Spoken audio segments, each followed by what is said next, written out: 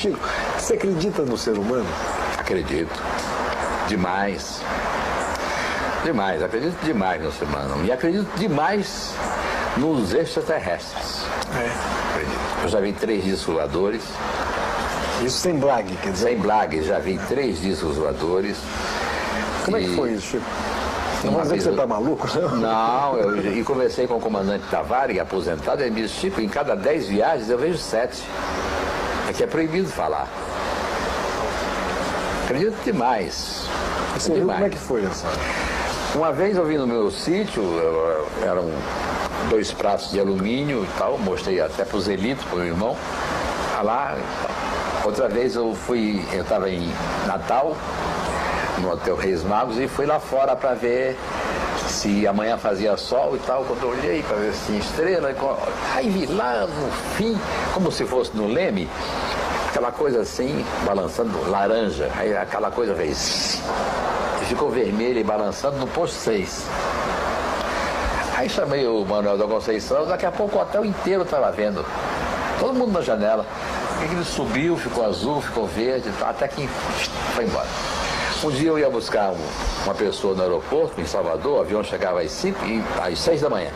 Eram 5h15, eu estava indo para o aeroporto, estávamos indo eu e um amigo meu, num táxi, e ele disse, o avião já está chegando. Aí eu olhei e falei, se for redondo, tá.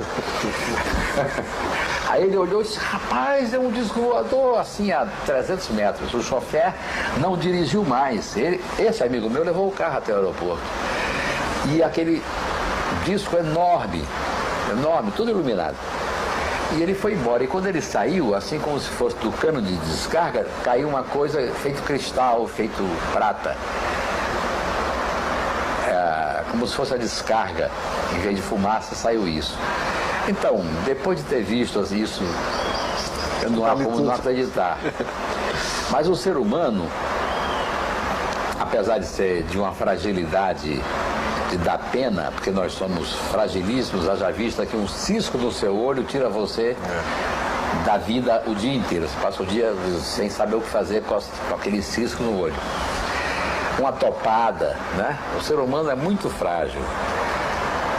Apesar disso, o ser humano é capaz de inventar uma máquina como o computador, é capaz de inventar uma máquina como a cápsula espacial.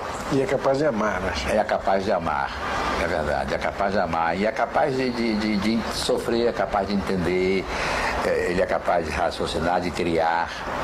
Eu acho que o progresso que o mundo teve depois da guerra para cá foi 1000 vezes maior do que o progresso que o mundo teve para trás. Sabe, o negócio de informática, então, é um absurdo, que a cada 6 meses tem um negócio novo, e aquilo que você tem, que há 6 meses foi vendido a você como uma grande novidade, nem fabricam mais.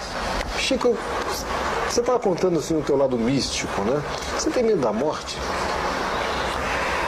Não, eu tenho raiva da morte, né? Porque a morte, eu não posso ter medo, não adianta ter medo da morte, porque a morte é a única certeza que a vida nos dá, né? Não tem outra. A gente nasce sabendo de uma única coisa, que um dia vai morrer. Mas eu tenho medo da morte de um filho. Eu tenho muito medo, eu tenho pavor. Eu só peço uma coisa, que é que eu morra antes deles, seguindo a lei natural da vida. Eu não sei o que aconteceria perdendo um filho, não sei. Roberto, realmente eu não sei o que seria de mim. Eu acho que a morte é inevitável.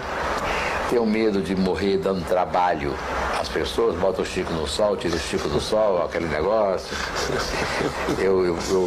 Eu acho que pela pessoa legal que eu sempre fui, eu merecia morrer dormindo.